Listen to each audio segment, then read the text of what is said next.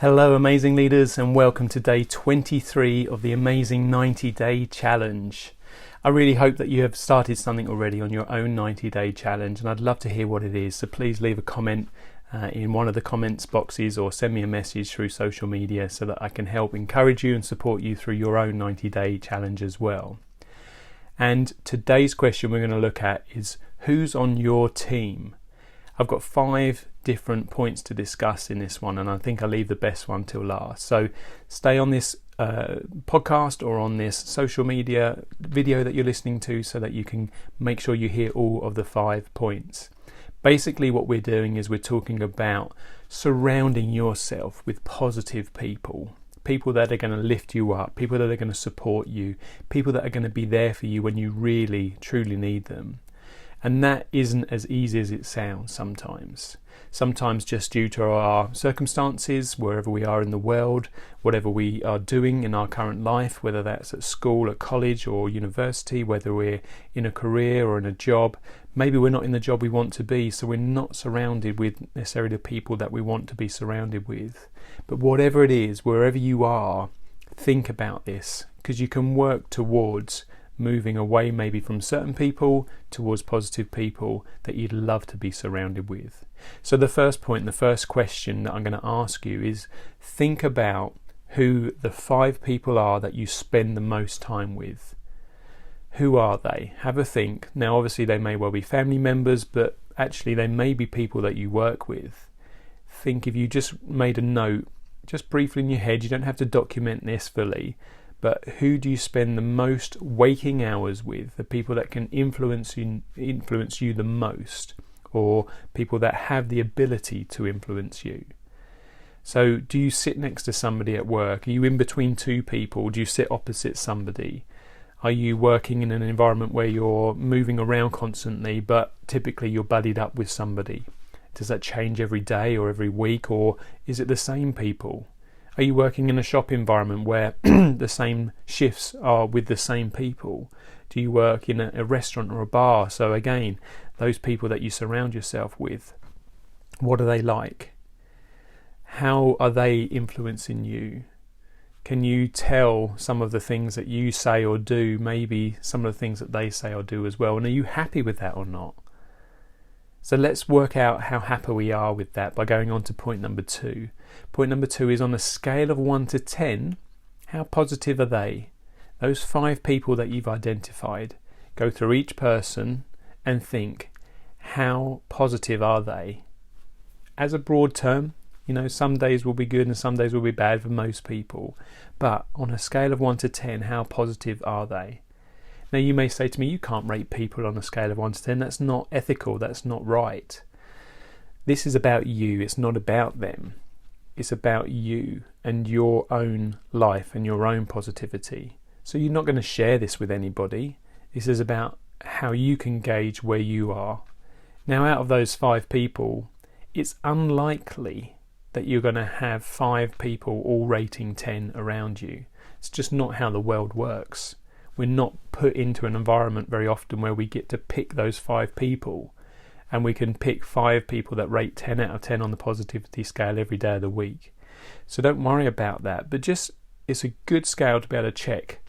If I added all of those scores up and divided them by 10, what would my average number be? And what can I do to move that scale up so that my average score is slightly higher than what it is now in, say, 6 months' time, and then higher again in another 6 months' time? So think about that. Just spend a few minutes there rating those people in your mind and get an average score of what they might be. You might just want to jot their initials down on a piece of paper and just go for it. Whatever score came into your head. It's not a very scientific method, it's just how it feels and what you think about them as well. The point number 3 is, who do you know that you'd love to have on your team? If you could pick anybody that you know, and even if it's, I know them but they may not necessarily know me that well, or maybe they don't even know you at all. Maybe you follow them on social media, or you listen to their podcast, or you work in the same building as them or in the same company, but they are in a different area or on a different team. So you may know each other through sight or whatever. Who do you know that you'd love to have on your team, or you'd love to be on their team. And keep thinking about that, keep investigating into that. Is there an opening that you could potentially move and become one of their team members? How do you make sure that that happens when the opening becomes available? How do you make sure you're ready for that opportunity? I love the quote that says, it's better to be ready for an opportunity to come along than it is to not be ready and have the opportunity come along and then you won't get it. So think about that and make sure that those people that you look up to, those people that you'd love to be on their team or love to them to be on your team, that you're reaching out to them more. That may just be through social media by commenting on their posts or liking their pages. Interestingly, lots of people like because it's really easy to click. Not many people comment. So if you want to stand out, just make a comment. Loved what you said today. Thanks very much. Whatever it might be, great quote, keep them coming. Whatever it might be that you can do to engage in them so that they recognize you more. You don't need to stalk them, but you just need to be on their radar a bit more as well. Point number 4 is, how many mastermind groups are you in? A mastermind group is a group of peers that get together on a regular basis, either virtually or physically, to be able to discuss different topics at a higher level, as that word mastermind sounds.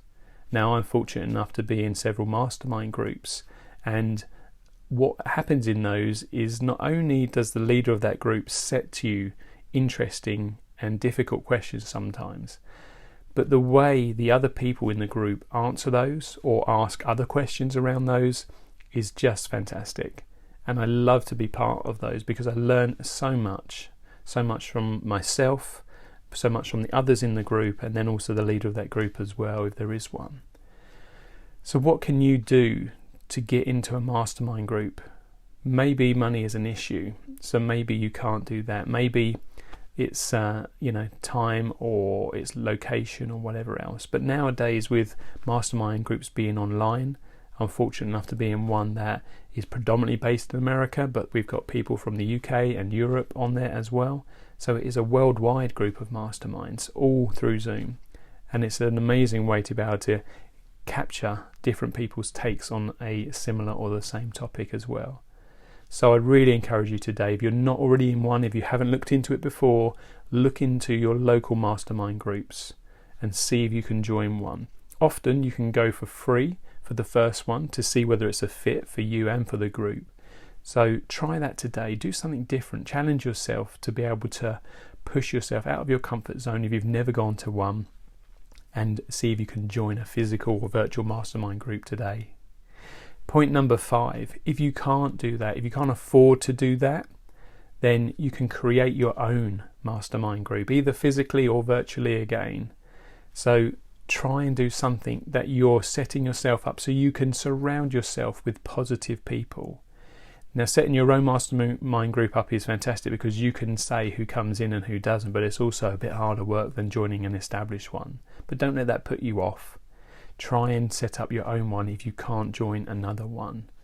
And even if you can't set up your own one or join an existing one, you can use your imagination to create your own mastermind group. And it was Napoleon Hill in Think and Grow Rich that said that he could have a mastermind group with people that were still living or people that had passed. And could you imagine having your own mastermind group with people like Thomas Edison if you had a difficult point that you wanted to explore and investigate more? Maybe Bill Gates could be on your mastermind group and see what his insights would bring to it. How about the late Steve Jobs?